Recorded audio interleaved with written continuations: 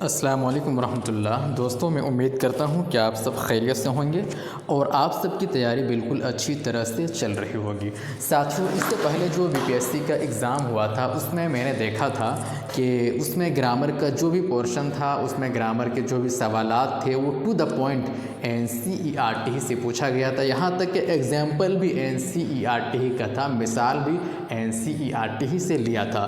تو ضروری ہے کہ ہم سب NCERT کا جو گرامر ہے اس کو A to Z اچھا سے سمجھ کے پڑھ لیں، تاکہ جو بھی کوشچن اور سوالات اس سے آتے ہیں یا بنتے ہیں اس کو آسانی سے ہم لگا لیں گے۔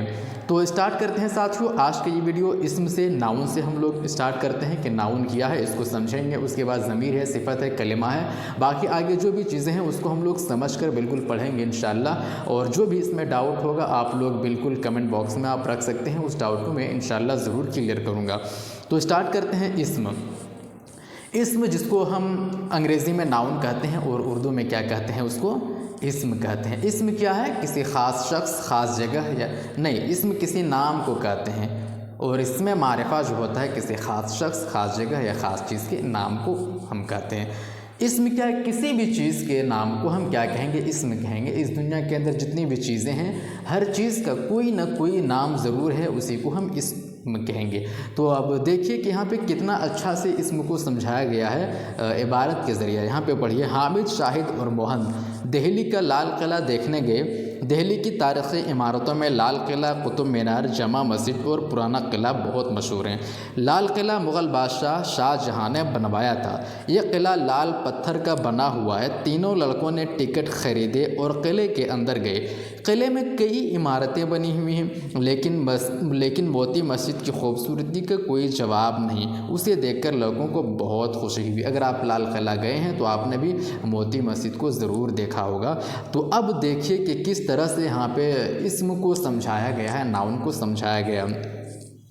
تین لڑکے لال قلعے دیکھ رہے ہیں۔ یہ تینوں، ایک دو تین لڑکے کیا دیکھ رہے ہیں؟ کس کو دیکھ رہے ہیں؟ لال قلعے کو دیکھ رہے ہیں۔ یہ کون سا بادشاہ ہے؟ یہ شاہجہاں بادشاہ ہے۔ اور یہ کیا ہے؟ یہ قطب مینار ہے۔ یہ والا پورشن جو ہے، حصہ ہے، قطب مینار ہے۔ آپ نے دیکھا کہ اس عبارت کے پہلے جملے میں 5 نام آئے۔ حامد آیا، شاہد اور موہن اشخاص کے نام ہے، جبکہ دہلی اور لال قلعہ جگہ کے نام ہے۔ یہ کیا ہے؟ کسی پرسن اور ویکتی کا نام ہے، حامد، شاہد، موہن، اور لال قلعہ دہلی یہ کسی جگہ کا نام ہے۔ ان کے علاوہ پتھر اور ٹکٹ بھی کسی چیز کے نام ہیں۔ آخری جملے میں خوشی ایک کیفیت کا نام ہے۔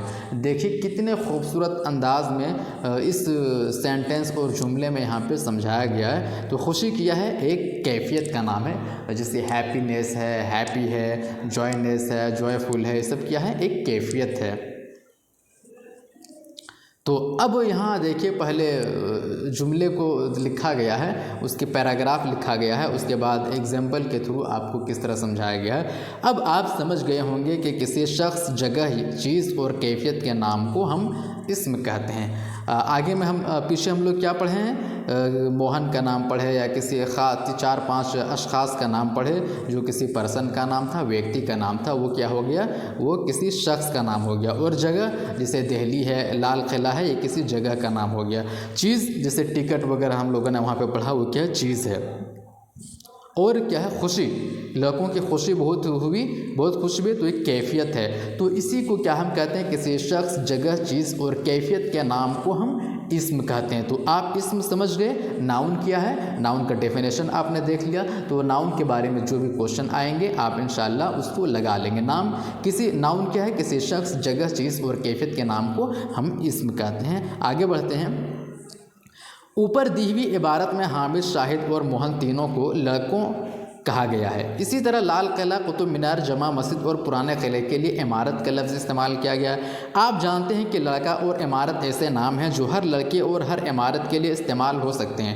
لڑکا یہ گروپ کا نام ہے، ہر لڑکا کے لیے لڑکا کا لفظ استعمال کرتے ہیں۔ جتنی بھی بلڈنگس ہیں ہم اس کو کیا عمارت کہہ سکتے ہیں، بلڈنگ کہتے ہیں۔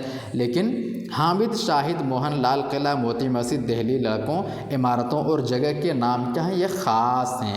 حامد کا نام خاص ہے، شاہد کا بھی نام خاص ہے، موہن کا بھی نام خاص ہے۔ لال قلعہ بلڈنگ ہے، عمارت ہے، لیکن لال قلعہ کیا یہ خاص ہے؟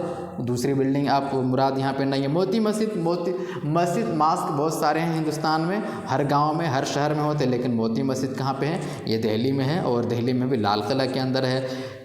اور جگہ کے نام خاص ہیں، حامد شاہد موہن کے نام سے کسی اور کو نہیں پکارا جا سکتا۔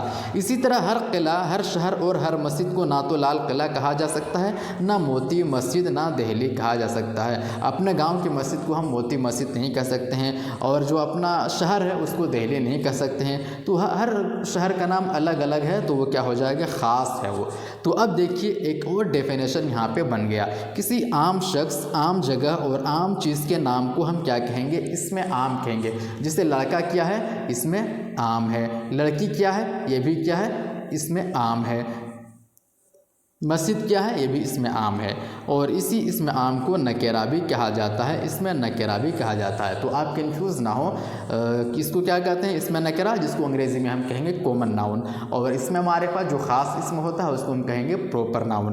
اب دیکھیے پراپر ناؤن کا ڈیفینیشن کیا ہے؟ کسی خاص شخص، خاص جگہ اور خاص چیز کے نام کو ہم کہیں گے اسم خاص یا اسم معرفہ۔ موہن کیا ہے؟ اس میں خاص ہے۔ شاہد کیا ہے؟ کسی خاص ویکتی کا نام ہے۔ لال قلعہ کیا ہے؟ کسی خاص قلعے کا نام ہے۔ موتی مسجد کیا ہے؟ یہ بھی کسی خاص مسجد کا نام ہے، وہ آپ کی گاؤں کی مسجد، ہمارے گاؤں کی مسجد نہیں ہے، بلکہ لال قلعے کے اندر وہ مسجد ہے، موتی مسجد۔ تو یہ کیا ہے؟ اس میں خاص ہو گیا۔ تو اس میں خاص یا اس میں معرفہ کی تعریف یا ڈیفینیشن کچھ اس طرح سے ہے، کسی خاص شخص، خاص جگہ اور خاص چیز کے نام کو ہم اس میں معرفہ کہتے ہیں۔ تو اتنا آپ سمجھ گئے، اس میں نکرہ سمجھ گئے، اس میں عام سمجھ گئے، اس میں معرفہ سمجھ گئے۔ اگلا ہے، دنیا کے ہر شخص کو اس کے نام سے پکارا جاتا ہے، لیکن بعض لوگ ایسے بھی ہیں جنہیں ان کے اصل نام کے علاوہ دوسرے نام سے بھی پکارا جاتا ہے۔ تو یہ بھی سمجھنے کی بات ہے، یہ بھی ایگزام میں پوچھا جاتا ہے۔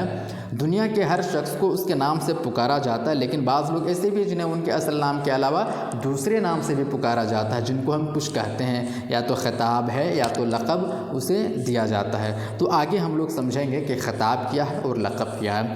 نیچے دیے ہوئے جملوں سے یہ بات آسانی سمجھ میں آ جائے گی۔ مولانا ابوالکلام آزاد کا اصل نام محی الدین احمد ہے۔ کیا ہے؟ مولانا ابوالکلام آزاد کا نام، اصل نام جو ہے محی الدین احمد ہے، لیکن مولانا ابوالکلام آزاد کیا ہے؟ آگے میں بتاتا ہوں۔ سروجنی نائیڈو کو بلبل ہند کہا جاتا ہے۔ سروجنی نائیڈو کو کیا کہا جاتا ہے؟ بلبل ہند۔ سچن تندولکر کو ان کی شاندار بلے بازی کی وجہ سے انہیں ماسٹر بلاسٹر کے نام سے پکارا جاتا ہے۔ اس کے بعد دیکھیے نمبر 4 میں رگھوپتی سہائے اردو ادب میں فراق گورکھپوری کے نام سے جانے جاتے ہیں۔ فراق گورکھپوری کو کس نام سے بھی جانے جاتے ہیں؟ رگھوپتی سہائے۔ حضرت عیسیٰ کو ابن مریم بھی کہا جاتا ہے۔ تو اپنے اتنے مثالوں کو یہاں پہ دیکھا، آگے دیکھیے ان جملوں میں سروجنی نائیڈو کے لیے بلبل ہند اور سچن تندولکر کے لیے ماسٹر بلاسٹر کے نام ان کے لقب کے طور پر استعمال کیے گئے ہیں۔ یہ کیا ہے؟ ان کا لقب ہے۔ لقب اسم خاص کی ایک قسم ہے۔ لقب کس کی قسم ہے؟ اسم خاص کی ایک قسم ہے۔ تو ماسٹر بلاسٹر ہے، ابن مریم ہے اور بلبل ہند ہے، یہ سب کیا ہے؟ لقب ہے۔ تو لقب کیا ہے؟ اب دیکھیے اس کا ڈیفینیشن کیا ہے۔ وہ نام جو کسی شخص کی خوبی یا کمال کی وجہ سے مشہور ہو گیا ہو اسے لقب کہتے ہیں۔ جیسے ماسٹر بلاسٹر کس وجہ سے مشہور ہوا؟ وہ اپنے بلے بازی کی وجہ سے مشہور ہوا اور لقب پڑ گیا کیا؟ Master blaster. سروجنی نائیڈو اس کو بلبل ہند کہا گیا ہے، کوئی مشہور لقب دے دیا ہے، اسے کہا گیا ہے لقب۔ اس کی مزید مثالیں ہیں بابائے اردو، مولوی عبدالحق کو کہا جاتا ہے بابائے اردو۔ حکیم الامت، اقبال کو شاعر انقلاب کہتے ہیں، ان کی شاعری کی جو خصوصیات ہیں اس کی وجہ سے ان کا لقب پڑا شاعر انقلاب۔ جو خدائے سخن کو کیا کہتے ہیں؟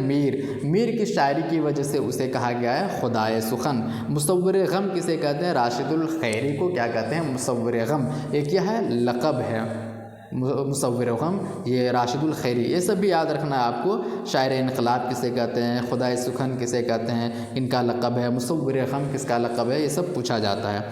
اب دیکھتے ہیں خطاب۔ خطاب بھی اس میں خاص کی ایک قسم ہے، لقب بھی اس میں خاص کی ایک قسم ہے، اور خطاب بھی اس میں خاص کی ایک قسم ہے۔ اب دیکھتے ہیں کہ خطاب کا ڈیفینیشن کیا ہے، خطاب کی تعریف کیا ہے۔ وہ نام جو نمایاں خدمات کے لیے حکومت یا کسی ادارے کی طرف سے کسی شخص کو دیا جائے اسے کیا کہیں گے؟ خطاب کہیں گے، جسے بھارت رتن، پدم بھوشن، پدم شری، نجم الدولہ، دبیر الملک، خان بہادر، شمس العلماء، تخلص بھی اس میں خاص کی ایک قسم ہے۔ تو یہ کیا ہے؟ یہ سب کیا ہو جائے گا؟ یہ سب کیا ہے؟ خطاب ہے۔ جیسے سر سید، سید احمد، سر سید کا نام کیا ہے؟ سید احمد نام ہے، لیکن سر جو شروع میں لگاتے ہیں وہ کیا ہے؟ خطاب ہے۔ یہ خطاب کس نے دیا تھا؟ 1878 میں انگریزوں نے یہ خطاب دیا تھا۔ کس کو؟ سید احمد کو۔ سر سید احمد کا خطاب کیا ہے؟ سر۔ تو خطاب ہے، ان کے خدمات، ان کے جو نمایاں خدمات ہیں، علمی خدمات ہو یا ادبی خدمات ہو یا کسی طرح کی بھی کوئی خدمت ہو، اس خدمات کی بنا پر خطاب دیا جاتا ہے، تو اسی کو کہتے ہیں خطاب۔ آگے دیکھیے، اکثر شاعروں کا اپنے نام کے علاوہ ایک اور نام بھی ہوتا ہے جسے وہ اپنی شاعری میں استعمال کرتے ہیں۔ اس طرح کے نام کو ہم کیا کہتے ہیں؟ تخلص کہتے ہیں۔ اتنے اچھے طریقے سے ہم لوگ سمجھیں گے اور قواعد کو پڑھیں گے کہ جو بھی کوشچن آئے انشاءاللہ ہم اس کو لگا لیں گے۔ تو اکثر شاعروں کا اپنے نام کے علاوہ اور نام بھی ہوتا ہے جسے وہ اپنے شاعری میں استعمال کرتے ہیں۔ اس طرح کے نام کو ہم کیا کہیں گے؟ تخلص کہتے ہیں۔ مثال کے طور پر جیسے خواجہ میر کا تخلص درد، شیخ محمد ابراہیم کا تخلص ذوق اور الطاف حسین کا تخلص کیا ہے؟ حالی ہے۔ یہ نام نہیں ہے، یہ کیا ہے؟ تخلص ہے۔ میر تقی میر کا کیا ہے؟ میر ہے۔ یہ سب کیا ہے؟ تخلص ہے۔ آپ نے اوپر لکھی ہوئے جملے میں ابن مریم پڑھا۔ حضرت عیسیٰ کو ان کی والدہ کے نام کی مناسبت سے ابن مریم یعنی مریم کا بیٹا کہا جاتا ہے۔ اور خاندان کے تعلق سے جو نام، جیسے وطن، ماں باپ اور خاندان کے تعلق سے جو نام مشہور ہو جاتے ہیں انہیں کیا کہتے ہیں؟ کنیت کہتے ہیں۔ کنیت، وطن، ماں باپ اور خاندان کے تعلق سے جو نام مشہور ہو جاتے ہیں انہیں کیا کہتے ہیں؟ کنیت کہتے ہیں۔ کوئی اپنے باپ کے نام سے مشہور ہوتے ہیں، کوئی دادا کے نام سے، یا اپنے کیا کہتے ہیں ماں باپ خاندان میں کسی کے نام سے جو مشہور ہوتے ہیں اسے کیا کہیں گے؟ ہم کنیت کہیں گے۔ یہ اس میں خاص کی ایک قسم ہے۔ اس میں خاص کی طرح اس میں عام کی بھی قسمیں ہیں۔ ان قسموں کو سمجھنے کے لیے نیچے دی ہوئی عبارت پڑھیے، جسے حامدہ نے اپنی بیٹی سے لوٹا مانگا۔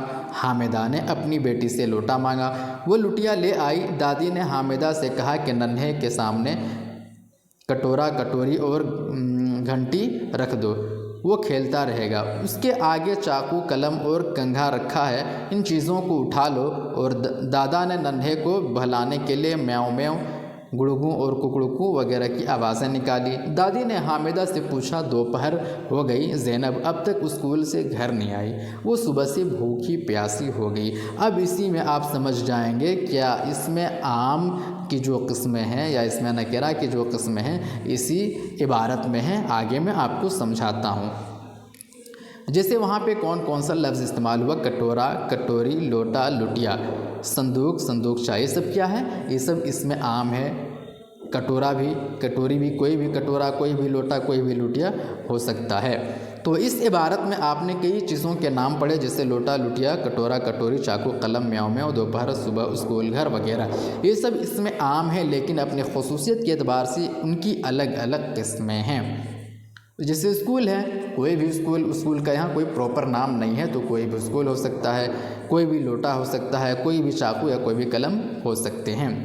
تو یہاں قسمیں دیکھتے ہیں۔ وہ لفظ جو کسی چیز کو بڑھا یا بھاری بھرکم کر کے ظاہر کرے اسے کیا ہم کہیں گے؟ اس میں مکبر کہتے ہیں۔ اس میں مکبر، یہ سب اس میں مکبر ہے، اس میں مصغر ہے، قواعد میں یہ پوچھا جاتا ہے۔ وہ لفظ جو کسی چیز کو بڑھا یا بھاری بھرکم کر کے ظاہر کرے اسے اس میں مکبر کہتے ہیں۔ مکبر کیا؟ مکبر کا معنی ہی ہوتا ہے بڑا کرنا، جیسے لٹیا سے لوٹا، پتیلی سے پتیلا، کٹوری سے کٹورا، گھنٹی سے گھنٹا وغیرہ، یہ کیا ہے؟ اس میں مکبر ہے۔ اب دیکھتے ہیں وہ لفظ جو کسی چیز کو چھوٹا کر کے ظاہر کرے اسے ہم کیا کہیں گے؟ اس میں مصغر۔ اس میں مصغر کا معنی صغیر سے ہے، مصغر کا معنی ہی ہوتا ہے چھوٹا، جیسے صندوق سے صندوقچہ، باغ سے باغیچہ، کتاب سے کتابچہ، یہ کیا ہے؟ اس میں مصغر ہے۔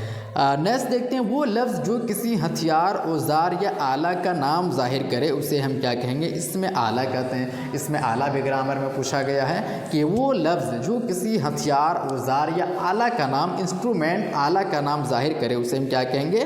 اسم آلہ کہیں گے۔ جیسے چاقو ایک آلہ ہے، قلم بھی ایک آلہ ہے، اوزار ہے، تلوار بھی ایک آلہ ہے، پیچکس بھی ایک آلہ ہے، ہتھوڑا، چھینی اور کنگھا وغیرہ یہ سب کیا ہے؟ ایک آلہ ہے۔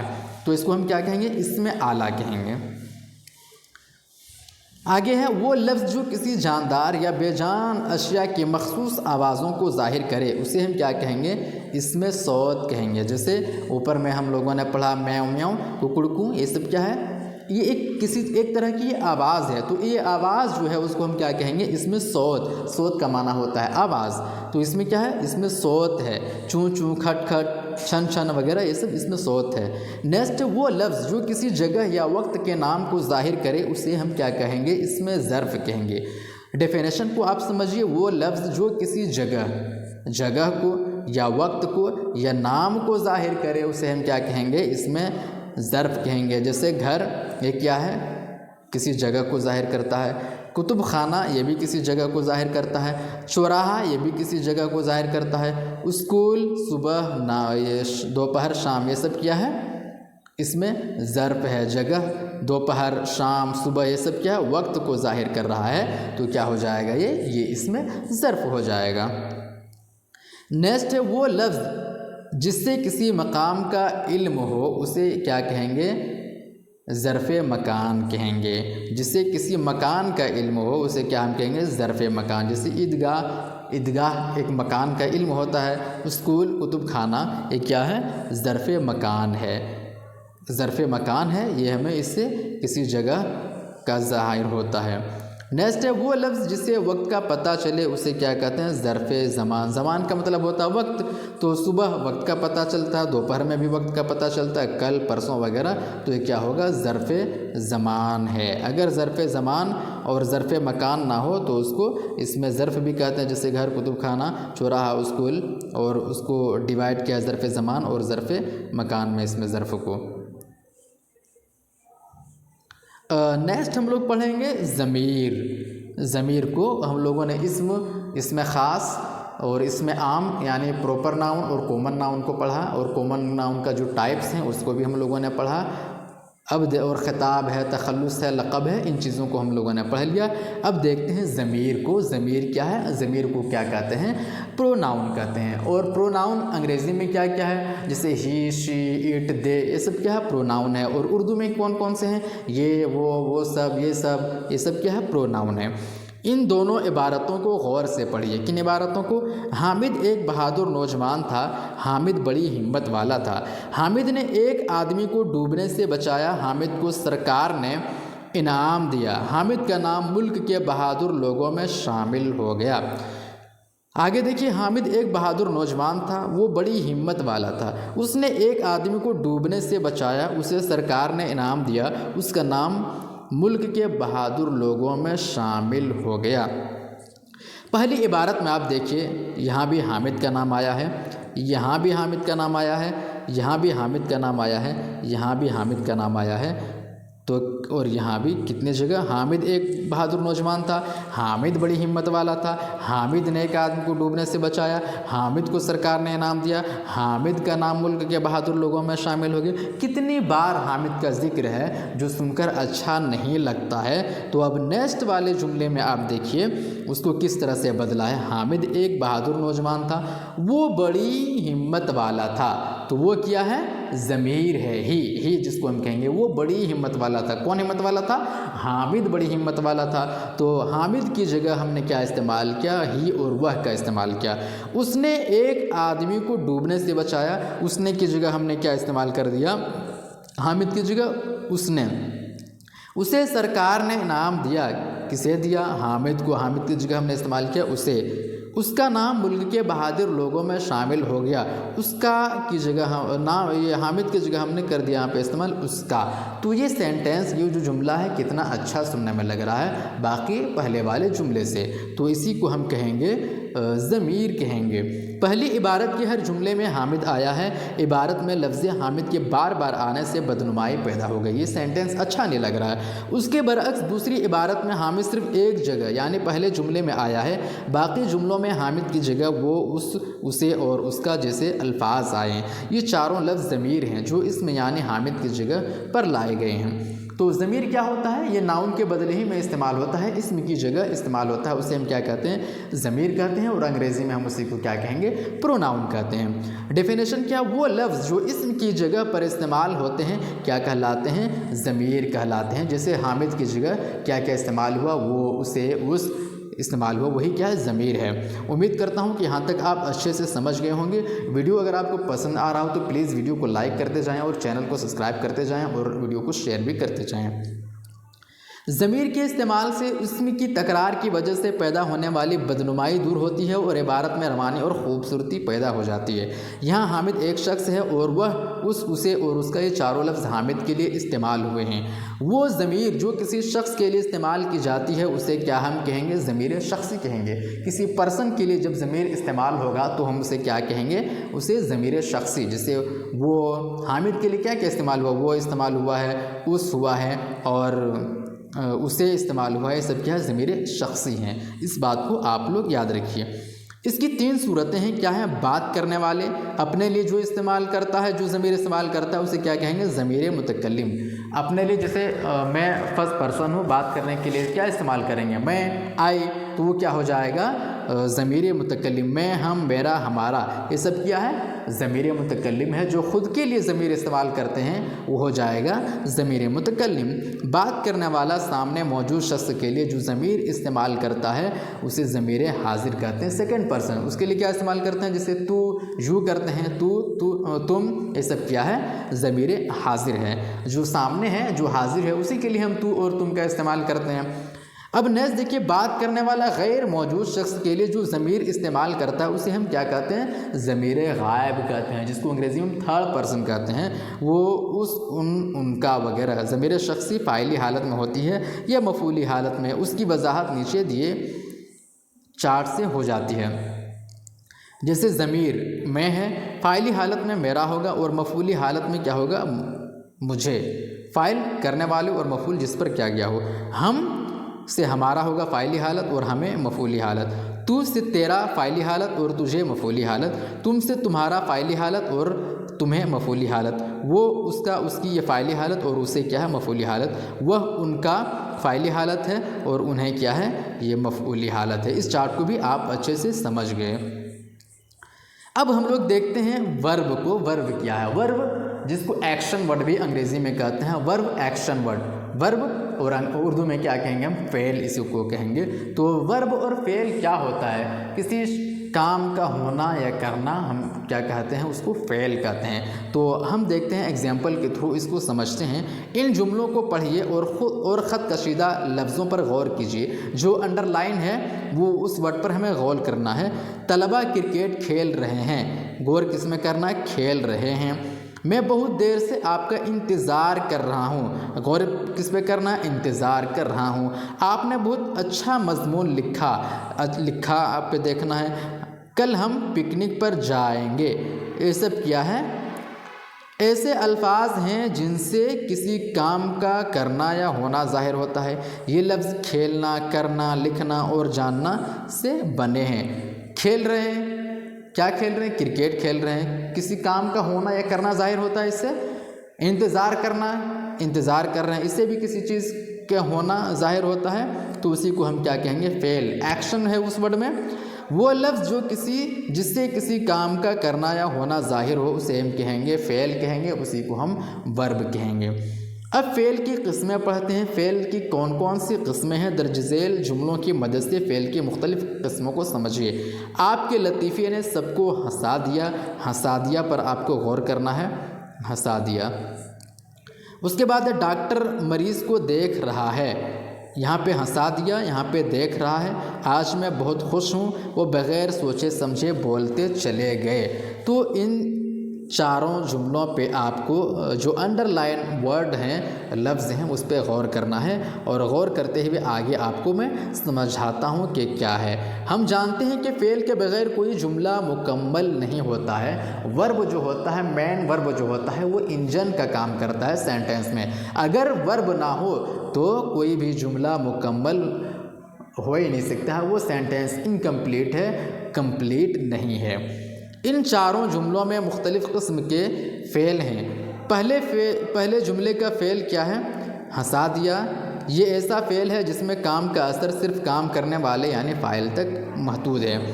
وہ فاعل، یہاں اقسام بھی بتا رہے ہیں، وہ فعل جس میں کسی کام کا اثر صرف فاعل تک محدود رہے اسے کیا ہم کہیں گے؟ فعل لازم کہتے ہیں۔ یعنی وہ فعل جس میں کسی کام کا اثر صرف فاعل یعنی سبجیکٹ، وہ فعل جس میں کسی کام کا اثر صرف فاعل تک محدود رہے یعنی سبجیکٹ تک محدود رہے تو اسے ہم کیا کہیں گے؟ فعل لازم کہیں گے۔ اس کی مثال کو دیکھتے ہیں۔ دوسرے جملے کا فعل ہے دیکھ رہا ہے۔ یہ ایسا فعل ہے جس کا اثر فاعل تک محدود نہیں بلکہ مفعول پر بھی اس کا اثر پڑ رہا ہے۔ مفعول کیا ہے؟ مفعول ہے آبجیکٹ۔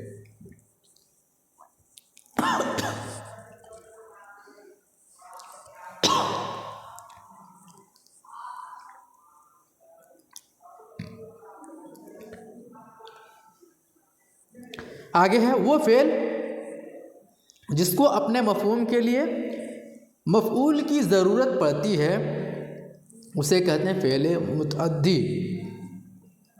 کیا کہیں گے اس کو؟ فعل متعدی۔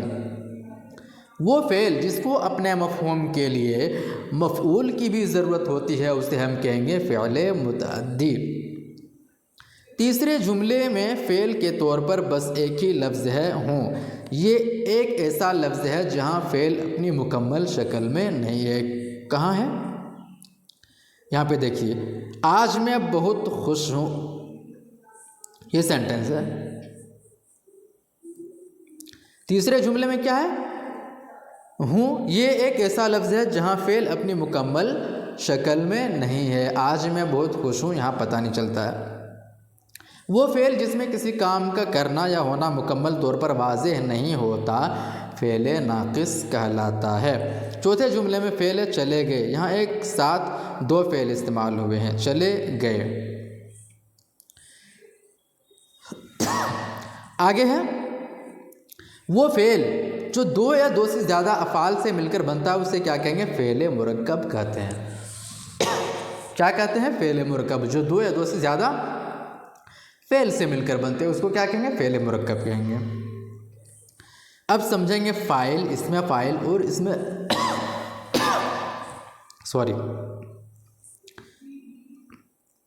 فاعل، اس میں فاعل، اس میں مفعول۔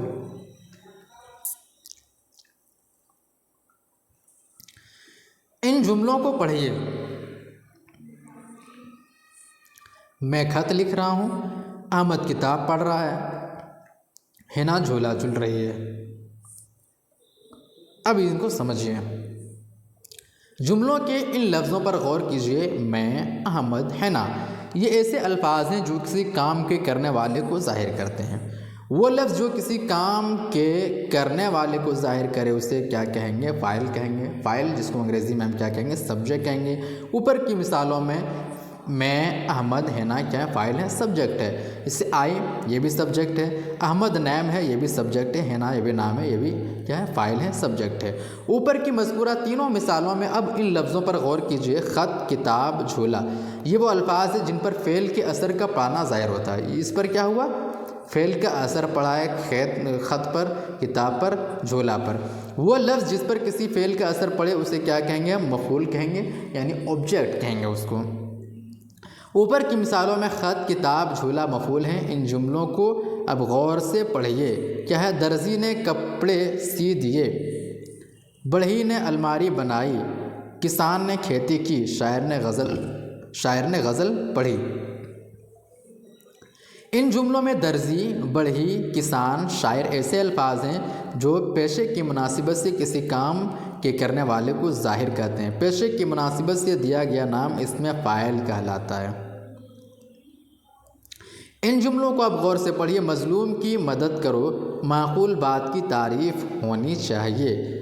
تو خالق اپنے مخلوق کا ہر دم خیال رکھتا ہے، کسی آزمودہ کو بار بار آزمانا حماقت ہے، دلی کے نہ تھے کوشے اور اوراق مصور تھے۔ ان جملوں میں مظلوم، معقول، آزمودہ، مصور ایسے الفاظ ہیں جو مفعول کی مناسبت سے ہیں۔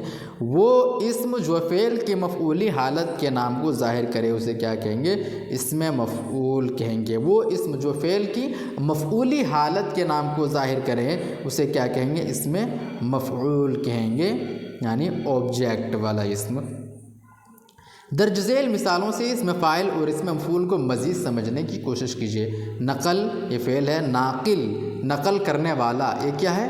اسم فاعل ہے۔ منقول نقل کیا ہوا تو یہ کیا ہے؟ نقل کیا ہوا مفعول ہے۔ سجدہ یہ فعل ہے، ساجد سجدہ کرنے والا، مسجود سجدہ کیا ہوا۔ عبد بندہ، عابد عبد عبادت، عابد عبادت کرنے والا، معبود جس کی عبادت کی جائے، حب محبت، محب محبت کرنے والا، محبوب جس سے محبت کی جائے۔ تو محبوب کیا ہے؟ مفعول ہے۔ آگے دیکھتے ہیں زمانہ اور اس کی قسمیں۔ ان جملوں کو غور سے پڑھیے۔ فارحہ امتحان میں اول آئی، میں اپنا ہر کام وقت کی پابندی کے ساتھ کرتا ہوں، نبیلہ کل ممبئی جائے گی۔ آپ کو معلوم ہے کہ کام کا تعلق کسی نہ کسی وقت سے ہوتا ہے۔ کام یا تو گزرے ہوئے وقت میں ہوتا ہے یا موجودہ وقت میں یا پھر آنے والے وقت میں۔ زمانے کے لحاظ سے فعل کی 3 قسمیں ہیں۔ ٹینس کتنے طرح کے ہوتے ہیں؟ 3 طرح کے ہوتے ہیں۔ کون کون؟ یا تو وہ پرزینٹ ہوگا، یا تو پاسٹ ہوگا، یا تو فیوچر ہوگا۔ تو اسی طرح سے یہاں بھی زمانے کے لحاظ سے فعل کی کتنی قسمیں ہیں؟ 3 قسمیں ہیں۔ اور مثالوں میں بھی دیکھ لیجیے اب۔ فارحہ اول آئی، اس کے بعد میں اپنا کام پابندی کے ساتھ کرتا ہوں، نبیلہ کل ممبئی جائے گی۔ اب آگے ہم آپ کو سمجھاتے ہیں۔ میں پہلے جملے کا گزرے ہوئے وقت کی طرف اشارہ کر رہا ہے، دوسرے جملے کا فعل موجودہ وقت کی طرف، اور تیسرے جملے کا فعل آنے والے وقت کی طرف اشارہ کر رہا ہے۔ جیسے وہ کام گزرے ہوئے وقت میں ہو اسے کیا کہیں گے؟ فعل ماضی میں، یعنی جو کام پاسٹ میں ہوا ہے اسے ہم کیا کہیں گے؟ فعل ماضی کہیں گے۔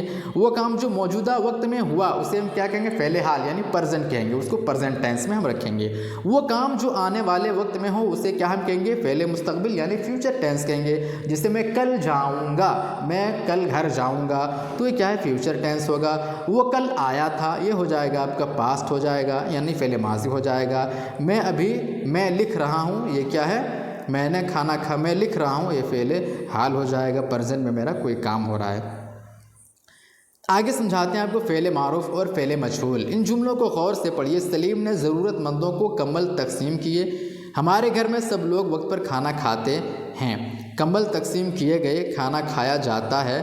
پہلے جملے میں جو فعل ہیں ان کے فاعل معلوم ہے، جیسے سلیم فاعل ہے، تقسیم کیے فعل ہے۔ کیا سلیم کیا فاعل کام کرنے والا؟ سلیم نے ضرورت مندوں کو کمبل تقسیم کی۔ کمبل تقسیم کرنے والے کون ہیں؟ سلیم ہے، تو سلیم کیا ہو جائے گا؟ فاعل ہو جائے گا، سبجیکٹ ہو گیا۔ کیا تقسیم ہوا ہے؟ تقسیم یہ فعل ہے، اور جو تقسیم کیا جا رہا وہ کمبل مفعول ہے۔ تو پہلے جملے میں جو فعل ہیں ان کے فاعل معلوم ہے، جیسے سلیم فاعل ہیں اور فعل کیا ہے؟ یہ تقسیم فعل ہے۔ کھاتے ہیں فعل ہے، سب لوگ کیا ہے؟ یہ فاعل ہے۔ آخری 2 جملوں میں جو فعل ہیں ان کے فاعل معلوم نہیں ہیں، جیسے تقسیم کیے گئے، کمبل تقسیم کیے گئے، کھانا کھایا گیا۔ کھانے والا کون ہے؟ کمبل تقسیم کرنے والا کون ہے؟ ہمیں پتہ نہیں ہے، تو ایسے فعل کو ہم کیا کہیں گے؟ وہ فعل جس کا فاعل معلوم ہو اسے کیا کہیں گے؟ فعل معروف کہیں گے، اور وہ فعل جس کا فاعل معلوم نہ ہو اسے کیا کہیں گے؟ فعل مجہول کہیں گے، یعنی وہ فعل مجہول ہے۔ وہ فعل جس کا فاعل معلوم ہو اسے کیا کہیں گے؟ ہم فعل معروف کہیں گے، یعنی جس کا سبجیکٹ ہمیں پتہ ہو اسے ہم کیا کہیں گے؟ فعل معروف کہیں گے، اور جس کا سبجیکٹ ہمیں پتہ نہ ہو سینٹینس میں وہ کیا ہو جائے گا؟ فعل مجہول ہو جائے گا۔ جیسے کمبل تقسیم کیا گیا، کھانا کھایا گیا، ہمیں سبجیکٹ کون ہے، کھانے والا کون ہے، کمبل تقسیم کرنے والا کون ہے پتہ نہیں ہے، تو وہ ہو جائے گا فعل مجہول۔ میں امید کرتا ہوں کہ آپ فعل معروف اور فعل مجہول کو بھی سمجھ گئے ہوں گے۔ دوستو آج کی اس ویڈیو میں ہم لوگ اتنا ہی پڑھتے ہیں، کل انشاءاللہ نیکسٹ ویڈیو میں ہم لوگ صفت اور اس کے جو اقسام ہیں اس کو پڑھیں گے۔ دوستو اگر یہ ویڈیو آپ کو پسند آیا ہو تو پلیز ویڈیو کو لائک کر کے چینل کو ضرور سبسکرائب کر دینا، اور NCERT کا یہ گرامر پڑھنا بہت ضروری ہے، چونکہ اس سے پہلے بھی جو ایگزام میں کوشچن آئے ہیں عام طور سے اسی NCERT ہی سے کوشچن پوچھا گیا ہے۔ شکریہ۔